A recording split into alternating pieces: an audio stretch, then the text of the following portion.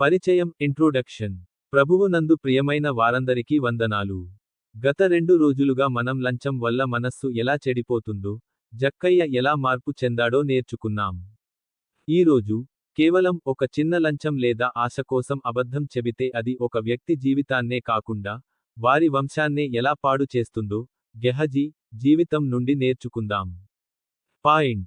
గెహజీ, ధనాపేక్ష తెచ్చిన కుష్ఠువ్యాధి. 2 రాజులు 5:20-27. ప్రవక్తయైన ఎలీషా దగ్గర గెహజీ అనే శిష్యుడు ఉండేవాడు.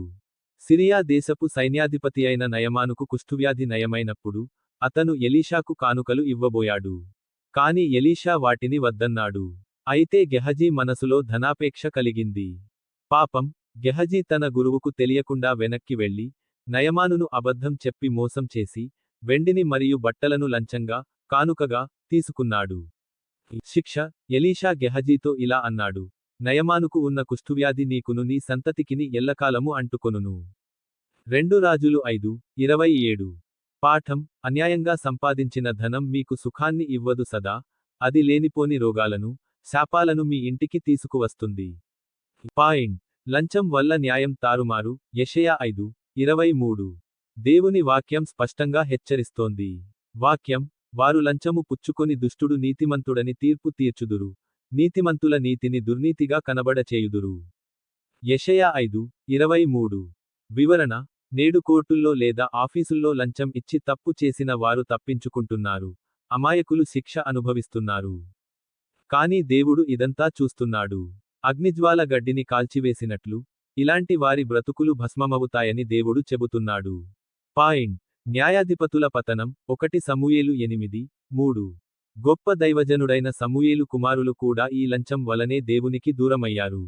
వాక్యం: అతని కుమారులు అతని ప్రవర్తనను అనుసరింపక, ధనాపేక్షులై లంచములు పుచ్చుకొని న్యాయమును త్రిప్పివేయగా. 1 సమూయేలు 8:3.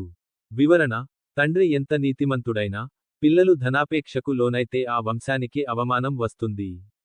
లంచం అనేది న్యాయాన్ని త్రిప్పివేస్తుంది. పాయింట్. ముగింపు సందేశం కన్క్లూజన్.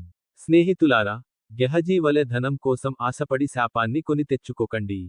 అన్యాయంగా సంపాదించిన ధనం మీ గూటిలో ఉంటే, అది మీ శాంతిని హరిస్తుంది. నీతిగా జీవిస్తూ దేవుని ఆశీర్వాదం పొందండి. లంచం తీసుకోవడం, ఇవ్వడం దేవుని దృష్టిలో అసహ్యమని గుర్తుంచుకోండి. ప్రార్థన. ప్రభువా, గెహజీ వలె మేము లోక ఆశలకు లోనుకాకుండా మమ్మల్ని కాపాడండి. అక్రమ సంపాదన మా ఇంటికి శాపాన్ని తెస్తుందని గ్రహించే జ్ఞానాన్ని మాకు ఇవ్వండి. నీతిగా సంపాదించే దానితో తృప్తిపడే మనసును మాకు దయచేయండి. యేసు నామములో వేడుకుంటున్నాము తండ్రి, ఆమేన్. రేపటి ముగింపు మాట. ఈ రోజు మనం గెహజీ జీవితం నుండి ఒక భయంకరమైన హెచ్చరికను నేర్చుకున్నాం. రేపటి చివరి క్లాస్, డే 4లో, అక్రమ సంపాదన నుండి విడుదల పొంది ఆశీర్వదించబడటానికి మనం చేయాల్సిన పనులు ఏమిటో నేర్చుకుందాం. రేపు తప్పకుండా కలుద్దాం.